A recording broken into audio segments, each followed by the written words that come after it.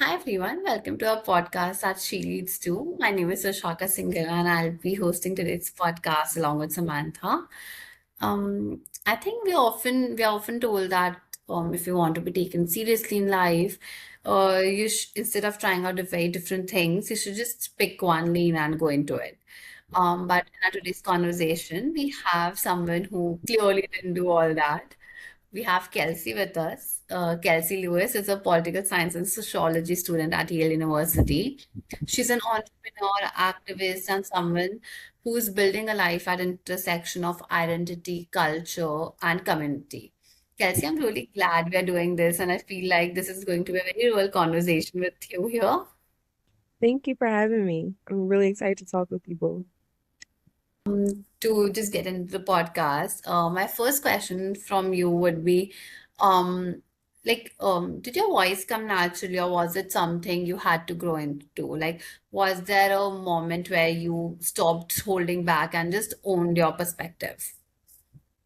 No, yeah, definitely. I would say my experiences growing up in a private school, predominantly white, I kind of felt like different in a sense, like an outcast because a lot of people around me didn't look like me, didn't come from the same community as I did. So I think I kind of internalized a lot of self-doubt, and feeling like I needed to prove myself a lot. So I think being like extremely insecure in middle school, I would say kind of inspired me to like kind of break out of that and take ownership of who I am and all the hard work that I do. And I kind of had this mindset like, okay, I'm going to stick out anyway, so I might as well stick out for something good. So I think I really started to like lock in on my studies and also just like explore myself outside of academia. So I would say like throughout high school and even still now in college, I'm still like growing into myself. But I think having that foundation, I feel like an outcast, I think kind of always kept me grounded in my mission, my goals, and like where I want to go and also like who I am now as well.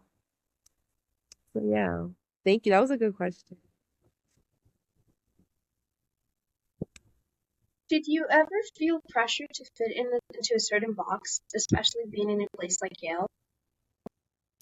I would definitely say so. One thing about me is I'm very opinionated. Like, I think just as a political science major, I think the nature of like what I study is just like it's hard not to have so many opinions and just like my personal experiences. I think any person who is alive and breathing, I think everyone has an opinion on things. And I think, however, it's hard to, I think, be taken seriously, I guess, like as a woman who is opinionated and who doesn't stay quiet very often. So I think like in a elite university like Yale, I think it's also this narrative that like women should be, I guess, like presentable and proper. And I think those like stereotypes surrounding gender also assumes women should be like quiet, I guess, and that's something that I'm not at all.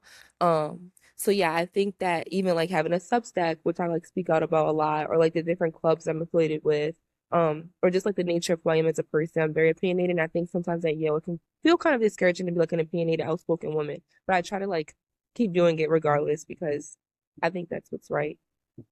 Have you always been this opinionated, like since school or like college, or like what? Honestly, yes. I would say even in like preschool, I was always a really like good student, like the line leader, like all those sort of things. But I was always get in trouble for talking too much. Like I always like even when I was in like pre-K, I would get like yellow on my like behavior chart because I talk too much. So I would say I've always been chatty and opinionated. I fear I have been. Again, I do think like especially like in middle school and high school, I feel like I had to like defend myself a lot, like advocate for myself. So I think learning how to like self-advocate kind of like coincided with me being super opinionated. So I think kind of like growing in those environments only accelerated what was already there. But I don't think that there's ever been a time where I wasn't opinionated, if I'm being honest. Um, yeah, true. Actually, I can really relate to that. I've always been a very talkative person since the preschool. So yeah, I could relate to that. Also like we have always heard a lot of people around us saying to be ourselves, but actually I think that's pretty hard in high achieving spaces. Like, how did you navigate that? Like being yourself at such a prestigious college with such people, with high achieving people around you. No, yeah, I think it's kind of like constantly like changing, I think, in like how to be myself because I think that like coming into this environment like as a freshman, I feel like I felt like a lot different, but it's also like I'm also like growing in this environment. So I think in a sense I'm like picking up different manners, I'm picking up different ways of knowing and different ways of living like while being in this environment. So I think authenticity is something that's constantly being negotiated because it's like growing while also being and like staying true to your values. I guess if that makes sense. I think like it's something I feel like I'm constantly navigating. I'm still navigating because on one hand, it's like I know how I was raised and how I grew up, single mom household in Baltimore City, and I think that like coming from like a city and urban area, I think that within itself, with a single parent, is something that's like very different from most people at this school. So I think like just being involved in like different cultural groups, I think it's something that helps me stay grounded. Like the Generational African American Student Association, I think I always spoke of being around people who like share similar cultural experiences as me, even if we share different personal experiences. I also think like just being able to like make sure I like visit home and like call home and like remember like where I come from because I think it's so easy to forget where I come from in an elite environment like Yale because it truly is a bubble. Like I don't think anywhere else I've ever been to like has the same um I guess environment that Yale does because it's very elite. So I think I try to like be continue to be myself, but like fostering spaces and being in spaces and being in communities that makes me feel like grounded and makes me feel most like myself. Yeah, and I feel like your upbringing also has an impact on or your personality as a person, like how you have been treated in a childhood and everything. So it also shapes up your personality. Also like coming back to your you started a platform amplifying Black voices. Um, like if may I ask, like what pushed you to start it? Yeah, so in high school, I started Black at the Tri Schools. I went to Bryn Mawr, which is like a private school, and it was connected to two other private schools, so they call it like the Tri Schools since it was like all connected. And then basically it was an incident when I was in high school. I was a sophomore at the time, where the only Black teacher in middle school, she was pushed to resign, based on an incident where a student referred to her as a slave, and it was just very disheartening to see that like when the teacher spoke up about her experiences instead of faculty and students kind of like standing behind her, the decision was to just like remove her to not address the student and her family and the racist remarks that she and the family like that made towards her. And she spoke out about it on her social media, and she was also kind of reprimanded for speaking out about it. So I kind of felt very passionate because I think that's something that, like I said, I've been very inclined to use, always speak out, always have an opinion. And just to see that like the little representation that we did have at the school, they weren't being respected.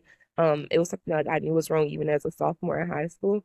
So pretty much from starting the movement, it was a part of a larger movement like the Black App movement where students from different universities, different private schools, different public schools would speak out about being Black in academia and being a minority within an academic institution. So I started a protest. We did a walkout and it was hundreds and thousands of students from Baltimore area schools. And yeah, and from the protest, people kind of like spoke about their experiences in these elite environments and they would like submit stories and I would just post it on social media. So it kind of felt small at first just posting on social media, but it seems to have a good impact on a lot of people and also kind of reprimand the school's actions in not defending and not protecting Black voices. Can you just tell us something more about the organization, like how you started in and what like did it feel empowering or overwhelming at any point? No, yeah, I would say its origins it definitely felt overwhelming because originally I started with one of my friends who went to the other tri schools. She was 2 years older than me and about to graduate, so like she was navigating like college in that process while I was still like very much like I was a sophomore in high school, so I had a long time to go. So feel like in the beginning it was kind of stressful because it kind of started as like a dual project, and I think with time it just became like a project that I was taking on. So I think it was really important for me to learn how to ask for help and learn how to like reach into community. I think that's something that like I struggle with. I think I'm still navigating with is like it's okay to ask for help and it's okay to not be okay and to need support.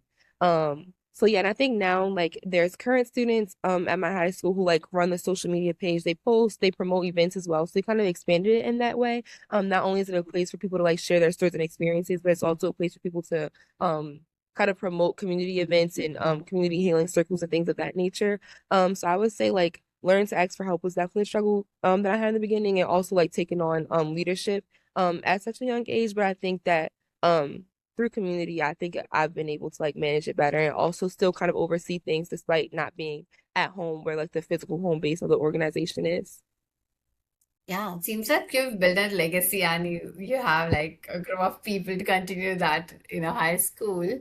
But like, oh, what did building a community by yourself teach you that a classroom could never teach?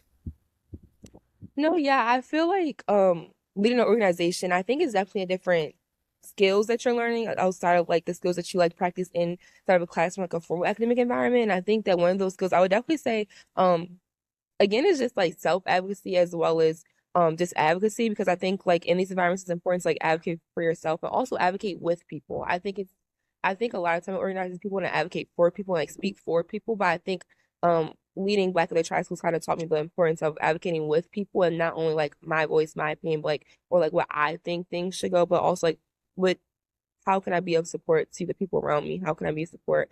Um rather than like taking charge. So I think also seeing leadership is something that's like fluid rather than like me dominating everything is something that I learned and just like the value in like being rooted in people and being part of something like bigger than yourself. And I would say like that like rootedness in community and also leadership definitely followed me into college and like leading organizations here and starting organizations in college as well. So I definitely think it was foundational in developing my skills as a person, but also my people skills and how to better engage. Um, what did your work in legal and advocacy spaces show you about how systems actually function and how are systems different than what you're taught theoretically? No, yeah. Last summer I interned with the Baltimore City Law Department. So I think having like a legal internship and I think a lot of my work in like political science kind of coincides with law and also just like my personal experiences and things. But I think having that internship and kind of like seeing like the work that actually goes behind the scenes in public policy making and speaking in public hearings, going to consent decrees of Baltimore Police Department. I think seeing like the nitty gritty and like the actual formalities of things, I think it definitely does kind of changed my perspective on how the legal system works. And also just like the people who work in the legal system as well, because I think that it's just important, I think, to have people who are like personally passionate, who have like a heart in it, not people who just like studied it, but people who lived it, who have stakes in it, who have family members who have experienced the legal system. And I think that like working in the department of people who are truly so passionate, I think it kind of showed me like what policy could look like, what politicians could look like, even if that's not represented maybe in the federal government. I think it was cool to see like local governments who are really like hands on and really trying to push policies, specifically like looking at redlining. Because in Baltimore, in my experiences, I think like it's crazy how much like inequality can live on the same street. Like on one street we have like multi-million dollar houses, on the next street have people living far below the poverty line. And I think like seeing that like rooted into like redlining policies and also just like vacant housing policies that the city was working on was like that was very interesting to me. And I think it really, I just saw that like for a policy to actually move forward, we need people who are like personally invested in it, not just people who need to do it because it's their job. So, so yeah. Do you think people sometimes overestimate how complex real change is compared to how simple it looks online? Yeah, that's a good question. Could you repeat it one more time? It was kind of low. Yeah. Do you think people sometimes underestimate how complex real change is compared to how simple it looks online? No, yeah, I definitely think so. I also think like, um, in the era of social media, I think that like change kind of looks different and like what change means and what change can be is more fluid than I think like traditional notions of change look like because I think even like advocating on like social media or like reposting things, I think increasing like awareness does facilitate change and does facilitate conversations on change. And I think that then trickles into like policy change and like pressuring people with like political power and authoritative power to like enact but yeah, I think it's a lot more complex than that as well. Like while I do think that like reposting and like being in protest and like the social aspect of change is important, I think it's like so complex and so multifaceted because it's like that's just one part in a bigger puzzle. Um so yeah, I think like now I feel like I've become increasingly um kind of discouraged and also not like super confident in change like the federal level. But I think it's really cool to see how like I think our generation, like Gen Z, has really like kind of like led this movement on like social media and facilitating like different ways of change. So yeah, I do think it's more complex than people make it seem, but I do think it's cool how people are kind of like fitting in where they can and trying to do all they can to speak out. Do you feel activism today is becoming more performative or more impactful? That's a good question. I would say a little bit of both. Um, I do feel like performative activism can be helpful, but I also think it becomes like ingenuine. I think a lot because I feel like a lot of people fear being canceled. I think like cancel culture is such a big thing, and I think now some people kind of like speak out or attend things or say things because they fear like how they will look and their public image will look, not because they're actually like rooted and driven in this, but it kind of feels like second nature, like, oh, I should do this or I'm gonna be called out. Yeah. So yeah, I think it's hard to like separate between what's real and what's not.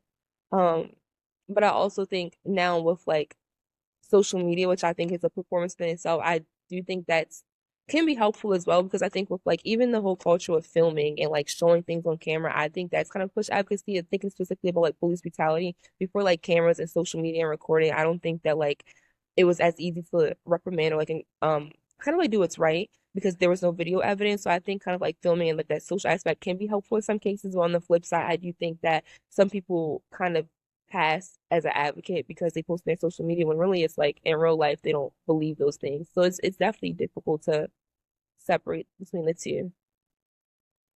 Um, how did you personally balance awareness with the actual action? Hmm. That's a good question. I would say um like the action and also just like speaking out about it. I think also just like engaging in different types of advocacy, like leading protests, participating in protests is one thing, but also like speaking to people and speaking about personal experiences. I think especially at Black the Triad schools, like the work that I do there, and also like donating and interning with the legal department in Baltimore, which I'm very much passionate in. I think that like transforming like words into action is very important and making sure to do that in like different ways, not just posting about it, but being about it and also like working to physically integrate yourself in the different communities and different spaces that pushes and promotes change. Yeah, and beyond the legal world, also like nonprofits that I work for. So yeah, I think just instead of sticking to one thing, I think being reading like a lot of different things is a way to like make words into action when it comes to advocacy, especially related to like blackness in academia. Um, Coming back to, I've seen on LinkedIn that you started interning with Dior or one of their programs, and that's something very exciting for me too. You're involved in fashion industry and branding along with all these political stuff. Do you see fashion as an expression or something more powerful than that? No, yeah, I would definitely say fashion is an expression. I would also say like fashion is political. Fashion is all things. I love that it's like all things and nothing at the same time. I think it's like whatever people make it, but I think inherently in its nature it's political and I think it's in performance. At Yale, I started Fashion Lifestyle at Yale, which is a fashion collective. We have like a journalism sector. We have fashion shows. We do like fashion business. And I think that was something that was like very adamant in starting when coming to Yale because fashion has always been a way for me to express myself and also just um discover and explore different parts of myself.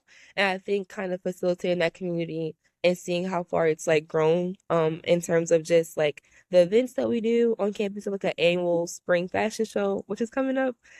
We also like work with like local New Haven fashion businesses and also just like I think having that to connect us with the New Haven community because I think Yale can kind of feel like a bubble. So through Fashion Lifestyle at Yale, we were able to kind of immerse ourselves in the New Haven community and also kind of shine light on Black and brown creatives who are also often overlooked, not only in New Haven, but in the broader fashion industry. So I think whenever I participate in fashion, I think it's important for me also just to think about like its implications and how to do it sustainably and how to do it ethically, and how to do it in a way that's meaningful, not only to me, but meaningful in like its implications as well.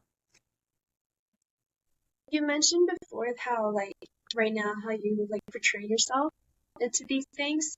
Relating to that, do you think the way you present yourself changes how seriously people take you? I definitely would say so. I think even like tying this back into fashion, I think like even like how I dress, I think kind of like changes the way people perceive me. Like I feel like in New Haven, it's predominantly black and brown versus Yale, which is predominantly white.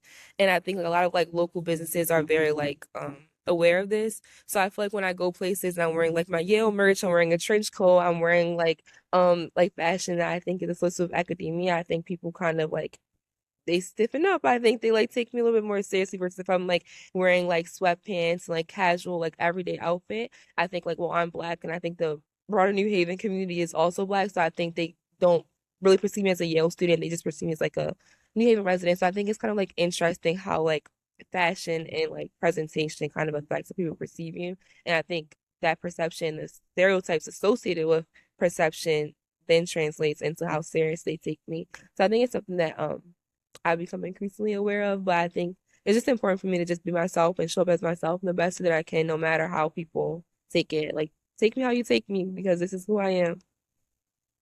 Um, Dior is a brand which everyone loves. Like everyone wants to own a Dior bag and all. You're interning with Dior, so how's the experience going? Like, how's it? No, yeah, this is something very new. Like for internships, it's so hard to get an internship in college. Like I feel like getting an internship is more difficult than getting into college itself. Like I just applied to any and everything I saw because I'm like, this summer I need a job of some sort. So I came across like the Women at Dior program and it's like a mentorship program. So not exactly like an internship experience. But I'll work with like a woman who works in like the Dior company for mentorship, and also we'll work with a cohort of other college age girls who are interested in like entrepreneurship and leadership on a project. So I'm super excited to get started. I haven't started yet, so I can't say too much about it, but I'm really excited because I've always been interested in fashion and also just entrepreneurship, leadership, all things creative. So I'm excited to learn from them.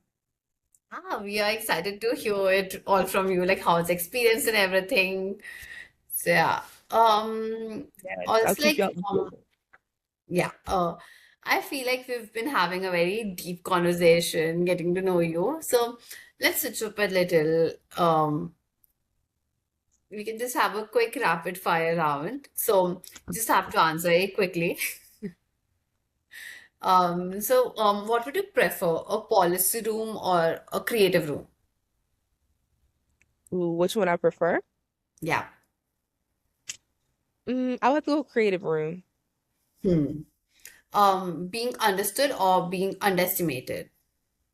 Ooh, that's hard. I would say maybe being underestimated because then I feel like I only have something to prove, and I feel like I don't know. I think I kind of that kind of sparks my creativity if I'm underestimated. So that, yeah. Hmm. Um, Impact or influence? Ooh. Which one to choose? Sorry. Wait, what was the first one? What was the first one? Impact or influence? Impact. Definitely impact. Why not influence? I'm sorry, it's clicking out. Why not influence? Oh, I would definitely say impact because I think influence more feels like perception. Like I think like influence is very like subjective, and I think like impact like actually like doing something rather than like inspiring something, but making something happen. I think that feels more sustainable, like in the long term. I think influence is temporary, but I think impact is long term. Yeah, I can see that. Okay, dressing up or dressing comfortable?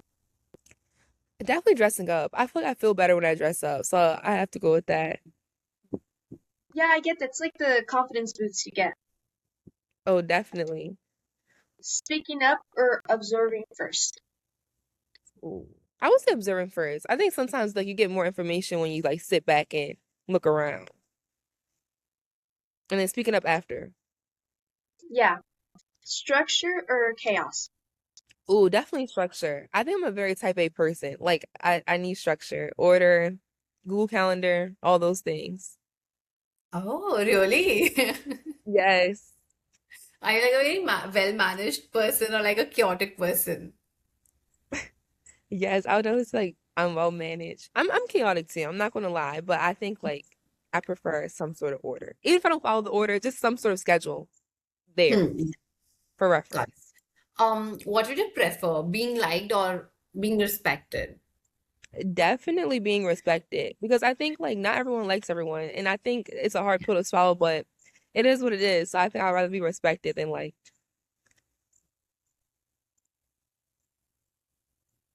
Okay, overthinking everything or trusting your gut instantly? As much as I want to say trust in my gut, that's just not my truth. Like I overthink any and everything. Like it's unfortunate. It really is, but I feel like I have to like consider all options before I move forward. Yeah.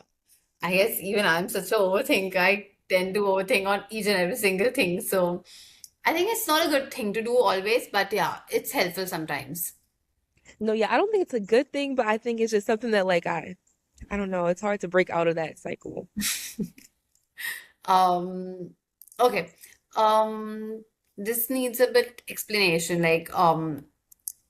Are you a person who overthinks a lot on like academic stuff or like stuff in general life or like what? Hmm. I would say like general life, like all things. Like I think I like overthinking like um stress and like hold on to like all things in my life. So I feel like not just one department, just like in general, like everything. Mm-hmm. Got it. Um, also, so it was a good rapid fire round. Got to know a lot about you, and you did well. Thank Um, you. Nice talking to yeah. y'all. You're doing so many things in life right now. So how do you navigate not just one tiny thing, like not just being one, just being into one thing and just doing everything at the same time? No, yeah, I would say like just being comfortable, like taking a leap and like knowing that like, I'm not going to be like perfect at something when I like just get started in, but just like trying new things. I think even with like summer internships, I've applied to things that's like in marketing, communications, finance, policy, law. Like I think like just knowing like I'm still young and like I don't have to have everything figured out because I think in college sometimes like it feels like you have to have your whole life planned by the time you graduate and you're only 22 years old. But I think in like the grand scheme of things, 22 is quite young. And I'm only 21. So I think like just being comfortable with being uncomfortable and knowing that like nothing is like absolute or permanent. It's okay to just like hop between different things. But I think like in like the everyday Google Calendar, I put everything on my Google Calendar to keep me like grounded in my different priorities that I do because I'm leading a few clubs. I'm also in Zona, which is a dance group, and I'm in like a majorette team at my school. So I like do creative things, I do Oh. academic things, I do like work things. So I think that like having like a home base of all my different interests also keeps me organized Hmm. in the practical because I think sometimes my brain is just like all over the place to have so many priorities. So I think just like writing things down and like having a vision, having a plan, no matter And it like if it's meant makes to or things not. very easier for you to follow. Like it just makes things very easier, and you are being able to follow everything. Like even I do Google Calendars, and also having those colorful sections for each and every single different thing. So it's just attractive, and it's just like you can just tick off everything. So it's pretty easier that way. Do you ever feel pressurized to narrow everything down? Like you just have 24 hours a day and you must have a lot of opportunities, a lot of things. So like do you ever feel pressurized to narrow it down to just a few things?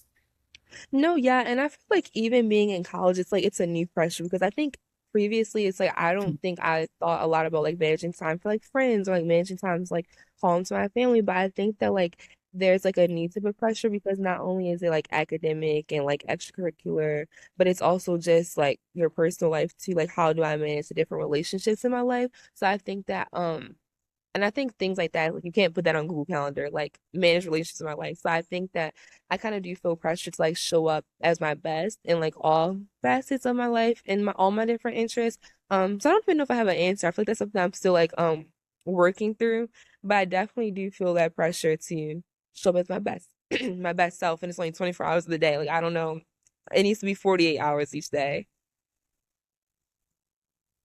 What does success look for you right now? Cool. I would say success looks like filling my cup, like doing things that make me happy, rather than doing things that like will look good or look prestigious or like feel like it'll look good on the LinkedIn. I think like just success looks like doing things that, like truly fulfills my soul and also like accomplishing things that like I said I would. I think I'm a person like integrity means a lot to me, like doing things that I said I would. So I think that success looks like um also keeping the commitments and the promises that I made to myself. Um, yeah. You mentioned that you like doing like things that you promise yourself to do. Do you ever feel like you're putting pressure on yourself while trying to do everything at once? Um, Honestly, I feel like even feeling pressure is a privilege. I think even like being in the predicament where like I could even accomplish these things, like, I have the capability of doing these things. I think it's a privilege to even be in this predicament. So I kind of try to like transition the pressure into privilege and into gratitude, because I think just like seeing like how far I am, and like I think even being at Yale was like a lifelong goal of mine. So I think like I kind of remind myself like it's only up from here. So yeah, I don't know if I would say I feel too much pressure, but I feel like I feel gratitude and joy that like I have these so many doors and opportunities like opened up for me. So yeah, and I think kind of like writing down my goals and vision boarding and manifesting and praying and all those things, I think are just like a manifestation of where I could be or where I could go. Oh, so are you a person who also makes vision boards on every year, or like what is it? Oh, absolutely. I feel like when I was like younger, I think I would do like the whole grand thing. Like I would do like the board cutting out and gluing and things. But I think now I'm a little bit more limited of time. So I always have a Pinterest vision board. I always have like a notes list. I always have a post-it card. Like I think like um maybe not vision boarding like the traditional way, but I definitely am someone who like I plan everything out. My short-term goals, my long-term goals, they're written somewhere. So yeah. And it's so good to see everything ticking off at the end of the year. So even I'm a person who'll have I have a big piece of canvas and I'll just stick all the pictures and what I wanted in my life, like in that year on a vision. And I think it's so interesting. Like you get to see a clear vision of what you want in that year. No, yeah, and it's always good to look back on it too, like to see like things Yeah. that you did, things that you didn't do. So I think it's cool like to have that archive. Hmm.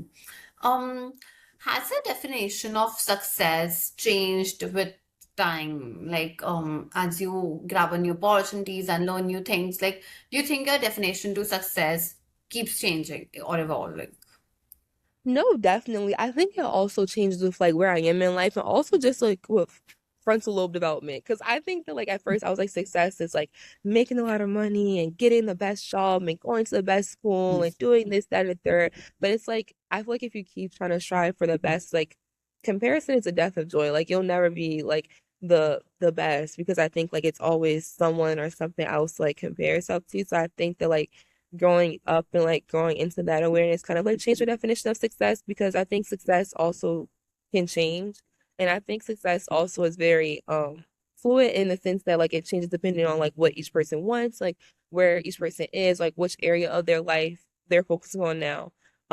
Yeah, and I was like right now in my life, I think I'm focusing a lot on like my career. So I think that like success would be more oriented towards that. But I was like last year, I think success looked a lot and like my friendships in the communities I was in. So like I think success kind of facilitated into like building strong relationships with my friends and things like that. So I think now that I'm older, I kind of see success as like where you are now and like what area you want to look into, not like the grand scheme or like comparing yourself to X, Y, and Z. Yeah. Um, okay, I was just curious, like, do you like reading? I do enjoy reading. I've been trying to like get more into it. Like growing up, like Barnes and Noble, that was my favorite place to go with my mom. But yeah, I feel like now I've been trying to like read more for leisure again, because I What think like genre? say it Like, again. what genre of books? Like, what sort of Oh, novels do you read? I would say like romance novels. I like a lot. I like romance movies. But I think like realistically, I feel like I read a lot of like documentary or like realistic fiction, I guess. Different things I have for like class. I would say I need to like read more outside of class. That's something that I want to be better at. But yeah, an ideal world, romance novels. I'll suggest you some romance novels off record. Yes, so please send me your recs. Done it. Also, I'm a bit late, but congratulations for getting into Yale. Yale is such a prestigious university, like everyone's dream university. Thank So, you. what has your experience at Yale actually been like beyond what people do assume? Honestly, I love it. Like I absolutely love it. I would say this is like the best decision I've ever made in my entire life, because I Ah, think it's just so cool to see like so many different types of people. And I think like also being in an environment where I think like being a nerd is encouraged. Like I think like being interested in your studies, like doing all the readings and being super passionate. I think that's the norm. Like I don't feel like awkward out of place for being someone who's passionate. I think that's very important to me. And I think like even though there's obviously like, imperfections with any school, any place, I think the good surely outweighs the bad. And I think like the people that I've met and like their different walks of life, I think kind of like expanded my ways of knowing, ways of thinking. I think it radicalized me a lot in many ways. So I'm like very appreciative to be exposed to such successful people and people who are like so passionate about their different fields and just the different opportunities that it's opened up for me with like traveling. Like I went to Spain to study abroad. I don't know if I would have been able to do that like had I not been um at Yale. So I love it. I truly do love it. And I think that more people, I think especially more girls of color should know that like Yale can be a space for them too. Why did you choose Yale out of all the other colleges?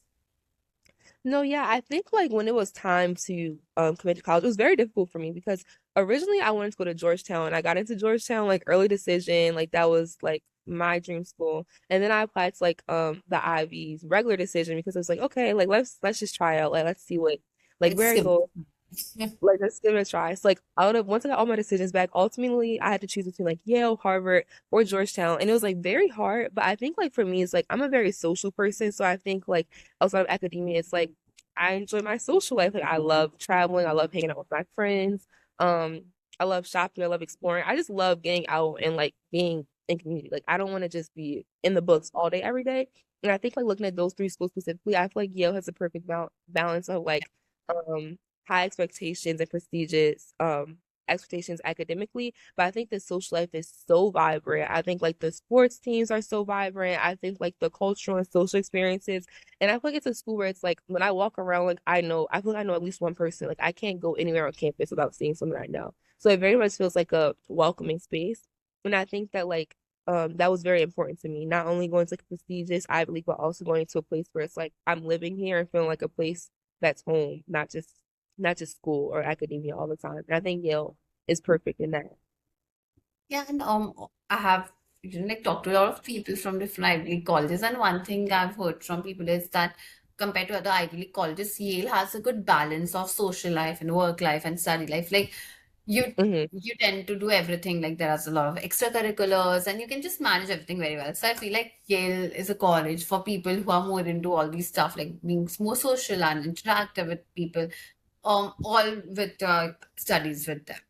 Hmm. Also, since you mentioned that there are very different sorts of people at Yale, doing very different things. People have done greater things in their life in very different sectors. Like, have you ever dealt with imposter syndrome? Mm. I would definitely say I've dealt with imposter syndrome. I think also being like first generation low income at Yale, I think that's like a big thing because I think at Yale it's like really niche in that more students come from like the top 20% and the bottom 20%, which I think is like statistically just uncommon in the area anywhere else. So I think like dealing with um like economic exclusion, I think in the broader scheme of Yale, I mean like, oh, am I good enough? Like, do I deserve to be here? But I think like after like my first year, first two semesters, I think I realized like, wait, I am smart. Like I do deserve to be here. And I think maybe I didn't like grow up in economic privilege or extreme like wealth.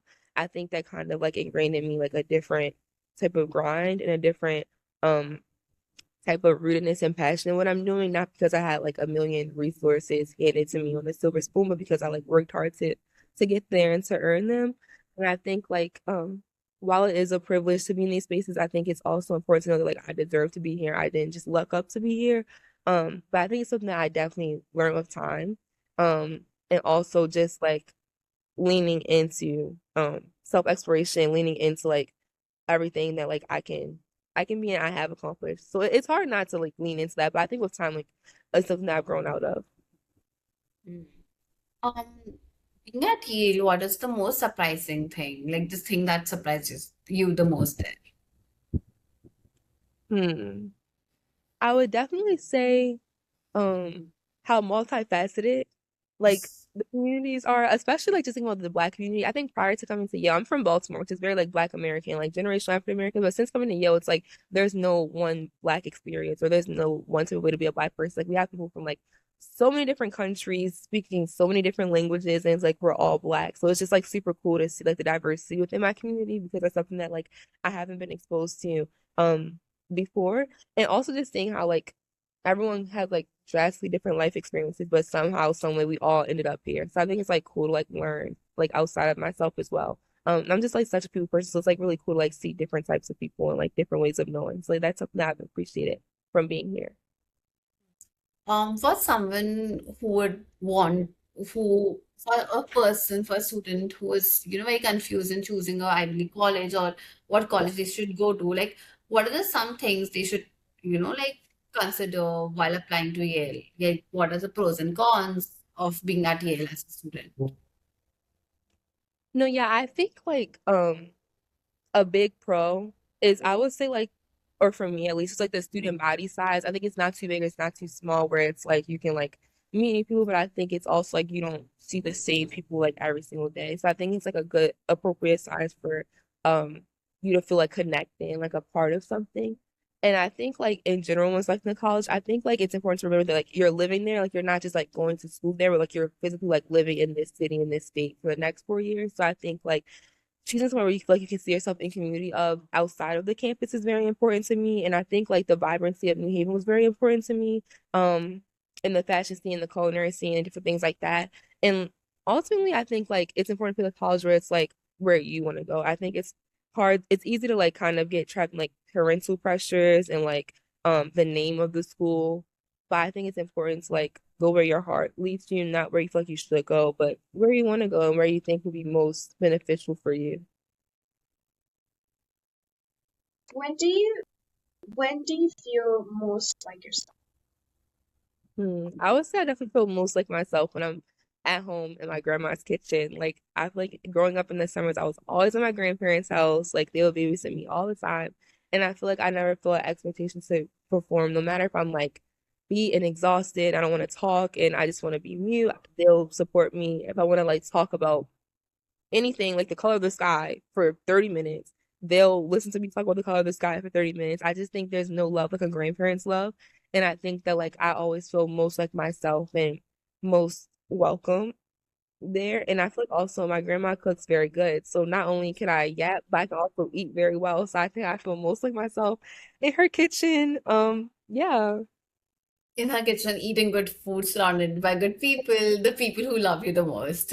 Yes. The perfect place to be. What about Yale? Like, what is that place in Yale where you feel the most like yourself, or like some activity doing like that makes you feel sane? Hmm.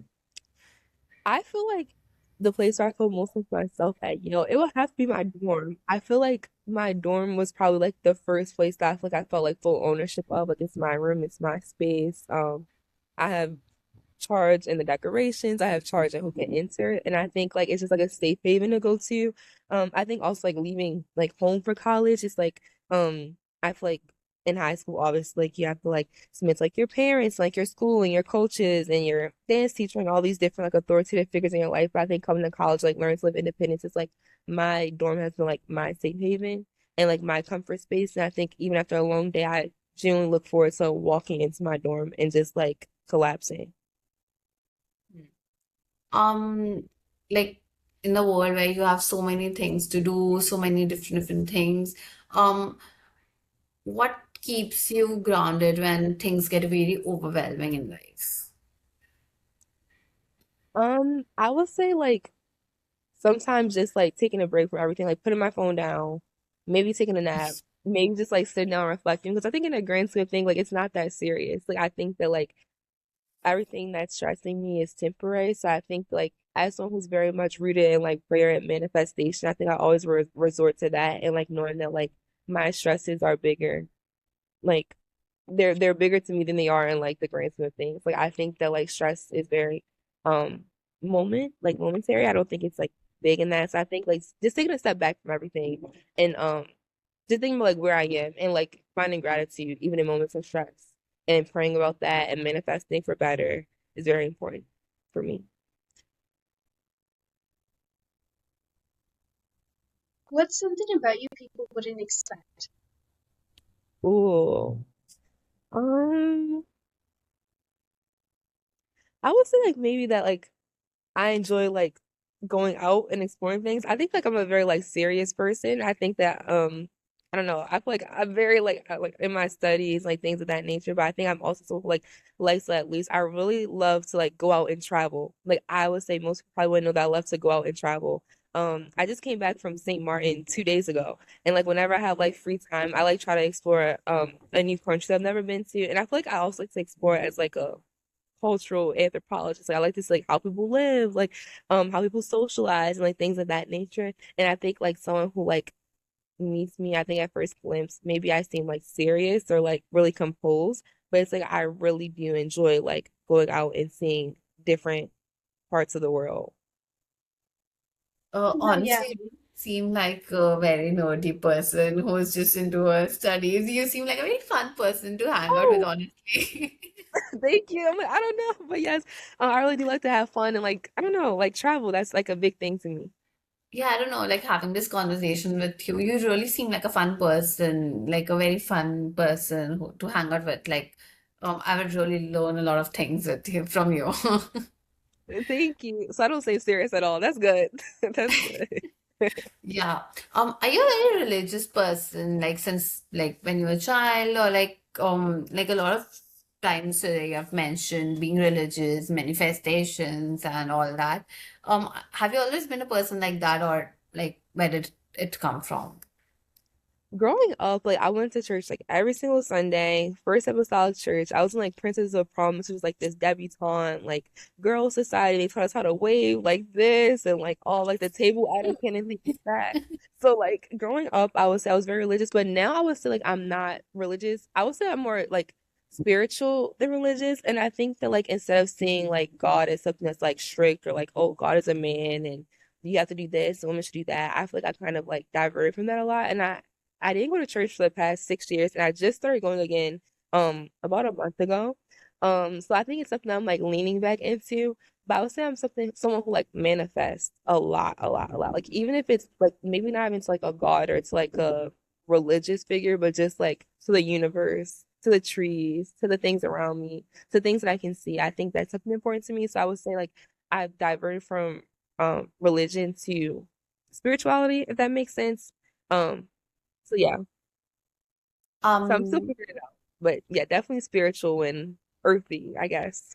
that's pretty interesting. Can you give us some manifestation tips, like if you have any?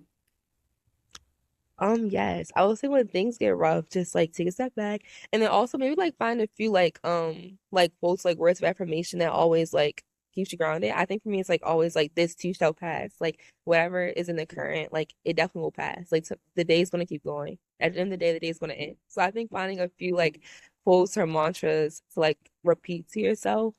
And also just writing things down. Like I think that like when you have like things written down and like a tangible manifestation of what you want, I think that like just sends good things to the universe. So just write all your hopes down. It doesn't hurt to have a physical copy of it. Got it. If someone's still like if a person's and they're just still trying to find a voice, what would you tell them? Like what would your advice be for them? Um, I feel that's very hard because I don't know. I feel like it's important to know that like what you say and what you feel has value and has meaning. And I think like people are gonna have an opinion about someone no matter if they're quiet, no matter if they're outspoken, no matter like how they come up, people are always gonna have an opinion, people are always gonna have something to say, positive or negative.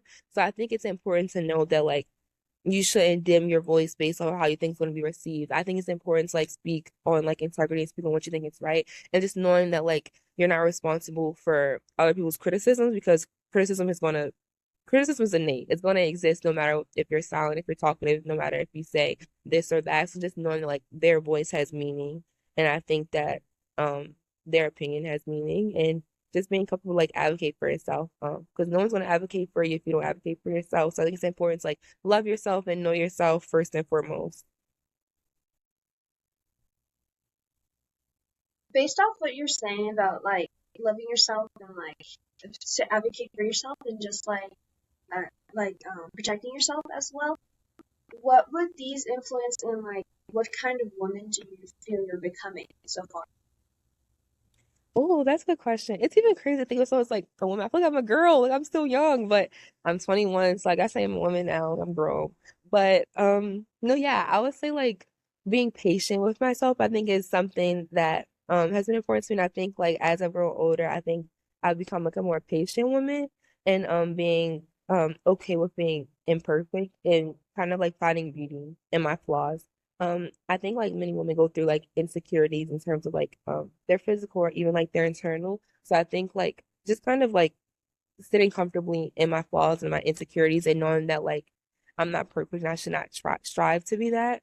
And also just becoming someone who's like empathetic, and sympathetic as well, quite frankly, like just understanding like others' experiences, others' vulnerability, and things. Um, you must have heard a question like, where do you see yourself in 10 years and all that? So I'm gonna bore you with the same question. I just wanted to ask, like, what sort of women, what sort of person you want to become in like 10 years? Like, what qualities do you want to inculcate, or like, what do you want to achieve in 10 years from now? Oh, that's a question. That's scary. In 10 years, I'll be 31. Oh, okay. I would say I like, mean, good age to be actually. I just turned 21 2 days back, so it's a good age to oh, be like. no, it is a Thank good you. age to be. I'm thinking like 10 years from okay. I would say I want to be someone who's like well educated. Like I think I want to have like another degree, like beyond my bachelor's degree, I would hope to have like another graduate level degree. I think that's very important to me. I would also want to be someone who I feel like I've made like some sort of impact, like some like I'm grounded in my career, but I also want to like explore more than one career. I'm indecisive. So like I would hope that I've explored different aspects and kind of just like stay on this path of like exploration, not just grounding or confining myself to one thing. And in 10 years from now, when I'm 31, I just will hope that like I can look back on my college experience with gratitude and also just look back and like that's not my peak. Like I would hope that like at 31 I'm continuing to evolve and continuing to become and like to be a good person to the people around me and like being able to be like, okay, that wasn't my peak. That was a good time, but I'm still growing. So yeah, I just hope this isn't my peak. I hope 10 years from now I'm still leaning into my peak. I know that. I don't know about all that, but I know that in 10 years from now, you'll still be a very fun person. Yes. Kelsey, I love that. You're just not trying to fit into one version of success and you're just building your own version. And I like the fact that you're just trying out on very different new things for yourself. So, yeah, thank you so much for this conversation. We really had fun getting to know you better, your experiences, and your point of view on very different things. And honestly, a very fun person to talk to. I really loved our conversation throughout. And you're a kind person too. Yeah. Thank you so much. It was so nice talking to you both and getting to know you. This was really fun. So I really appreciate you guys like reaching out to interview me. It was a good time talking with Yeah, you all. thank you for your time. I hope like everyone watching this would love you too as much as we do. Oh, period. Thank you. I hope so too. Yeah, I really appreciate